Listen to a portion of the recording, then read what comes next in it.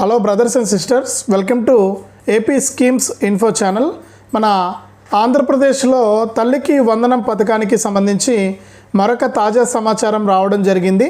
ఈ తల్లికి వందనం పథకంలో ఇంకా డబ్బులు పడినటువంటి తల్లిదండ్రులు చాలామంది ఉన్నారు. అంటే అర్హుల జాబితాలో పేర్లుండి ఇంకా డబ్బులు జమ కానటువంటి తల్లులు చాలామంది ఉన్నారు. సచివాలయాలకు వెళ్తూ ఉన్నారు. ఇక మా సచివాలయానికి వచ్చినా కూడా మేము చెప్తున్నది ఏంటంటే, అక్కడ లిస్ట్లో పేర్లు ఉంటే అక్కడ ఎన్బిఎం స్టేటస్లో చెక్ చేస్తే, మనకు లాగిన్లోకి వెళ్ళి చెక్ చేస్తే అక్కడ ఏం చూపిస్తుందంటే ఎలిజిబుల్ అండర్ ప్రాసెస్ అని చూపిస్తుంది. మరి ఎలిజిబుల్లో ఉన్నారు, అండర్ ప్రాసెస్లో ఉన్నాయి డబ్బులు. మరి ఖచ్చితంగా మీకు డబ్బులు పడతాయని చెప్పేసి అధికారులు మీకు తెలియజేస్తూ ఉన్నారన్నమాట. రాష్ట్ర వ్యాప్తంగా తల్లికి వందనం పథకానికి సంబంధించిన డబ్బులను. కాబట్టి మీరు ఇబ్బంది పడాల్సిన పని అయితే లేదు. ఎలిజిబుల్లో ఉంటే మీకు డబ్బులు ఖచ్చితంగా వస్తాయి. మరి ప్రభుత్వం గతంలో చెప్పిన మాట ఏంటంటే 26వ తారీఖు వరకు కూడా డబ్బులు వస్తాయని చెప్పారు. అలాగే మనకు చాలామందికి ఈ 6 దశల ధృవీకరణ, ఈ 6 స్టెప్ వ్యాలిడేషన్ వల్ల చాలామందికి ఉన్నది లేనట్టు, లేనిది ఉన్నట్టు వచ్చాయి. కొంతమందికి అంటే నిజంగా ఉన్నవారికి ప్రాబ్లం ఉంది, అది వేరే సంగతి.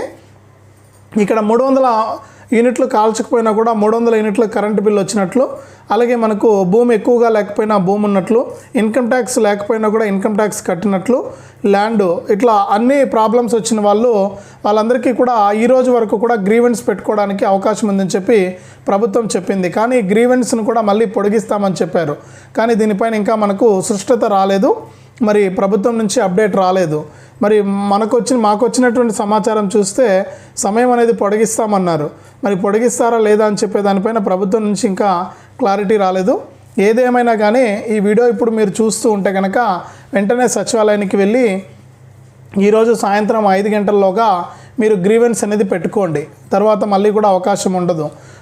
అవకాశం ఇచ్చినా కూడా తర్వాత చూద్దాము.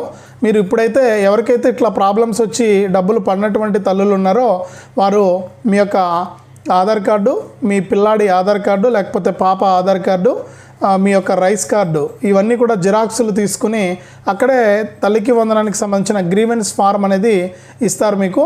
ఆ గ్రీవెన్స్ ఫారంలో మీ వివరాలన్నీ కూడా ఫిల్ చేసి ఆ గ్రీవెన్స్ ఫారం ఇచ్చినట్లయితే అక్కడ వాళ్ళు క్రియేట్ చేస్తారు. మీ యొక్క అర్జీ అనేది నమోదు చేస్తారు. మీకు ఏ కారణం చేత డబ్బులు పడలేదని చెప్పి సెలెక్ట్ చేసుకుని ఆ అర్జీ అనేది రైజ్ చేసి మీకు డబ్బులు వచ్చేటట్టు చేస్తారనమాట. మరి రేపటి నుంచి వెరిఫికేషన్ జరుగుతుంది. ఎవరైతే అర్జీ పెట్టుకున్నారో డబ్బులు పడలేదని, మరి వారి అర్జీ ప్రకారం ఇక్కడ వివరాలన్నీ కూడా తనిఖీ చేస్తారు.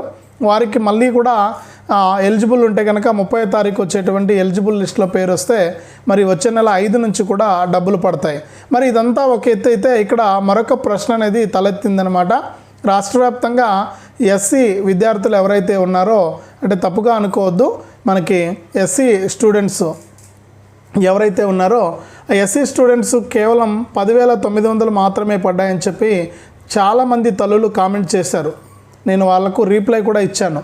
అంటే ఇక్కడ ఈ ఎస్సీ స్టూడెంట్స్కి ఏమవుతుందంటే ఈ 10,900 రూపాయలు మాత్రమే పడుతున్నాయి. ఎందుకు పడుతున్నాయంటే రాష్ట్ర ప్రభుత్వం నుంచి వచ్చేటువంటి ఫండ్ అన్నమాట ఇది. అంటే రాష్ట్ర ప్రభుత్వం నిధులు అయితే 10,900, మిగిలినటువంటి నిధులను కేంద్ర ప్రభుత్వం ఇవ్వాలట.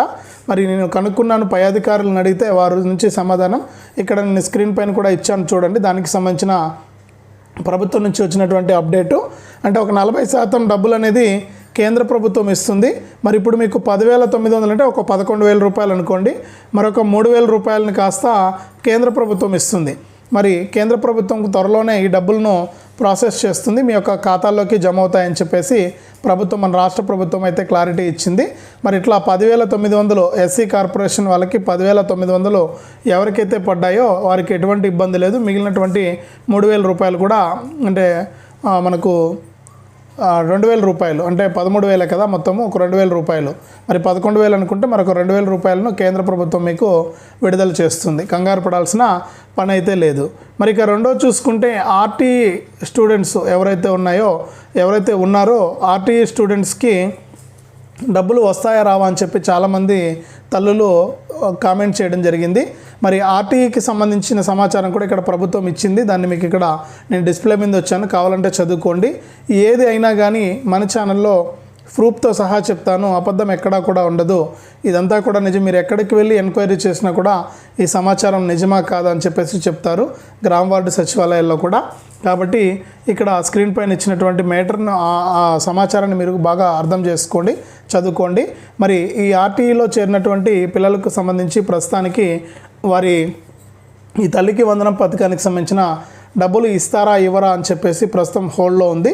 మరి దీనిపైన మన రాష్ట్ర ప్రభుత్వం కనుక నిర్ణయం తీసుకుంటే మీకు తప్పకుండా ఇవ్వడం అయితే జరుగుతుందన్నమాట. అలాగే మీరు సచివాలయానికి ఏదైతే అర్జీ పెట్టుకుని పోవడానికి వెళ్తున్నారో అక్కడ వెల్ఫేర్ అధికారి దగ్గర మీరు కూర్చుని ఈ వివరాలన్నీ కూడా అర్జీ నమోదు చేస్తారు కదా. అర్జీలో కొంతమంది పిల్లలకి ఏంటంటే ఈ land problem, electricity problem, income tax problem ఇవి వచ్చాయి. ఈ వచ్చినటువంటి వారంతా కూడా అక్కడ గ్రీవెన్స్ అనేది రైజ్ చేస్తున్నారు. ఆ గ్రీవెన్స్ రైజ్ చేసిన తర్వాత కూడా మళ్ళీ సర్వీస్ రిక్వెస్ట్ అనేది చేయాలి. అంటే మనం ఏదైతే గ్రీవెన్స్ రైజ్ చేసామో ఎలక్ట్రిసిటీ ప్రాబ్లం అయితే ఏపీఎస్పీడీసీఎల్ కానీ ఈపీఎస్పీడీసీఎల్ కానీ ఇట్లా వాళ్లకు ఈ యొక్క రెఫర్ చేయాలి రిక్వెస్ట్ అనేది. అక్కడ ఏఈ గారు ఓకే చేస్తే కరెంటు బిల్ ఇంత లేదు వీళ్ళకని చెప్పి ఆయన అక్కడ ధృవీకరిస్తే మనం ఎలిజిబుల్ లిస్ట్లోకి వస్తాం. మరి ఈ సర్వీస్ రిక్వెస్ట్ కూడా గ్రామ వార్డు సచివాలయ అధికారులు చేస్తారు. తప్పకుండా మీకు ఈ యొక్క తల్లికి వందనం పథకానికి సంబంధించిన డబ్బులు అయితే వస్తాయి.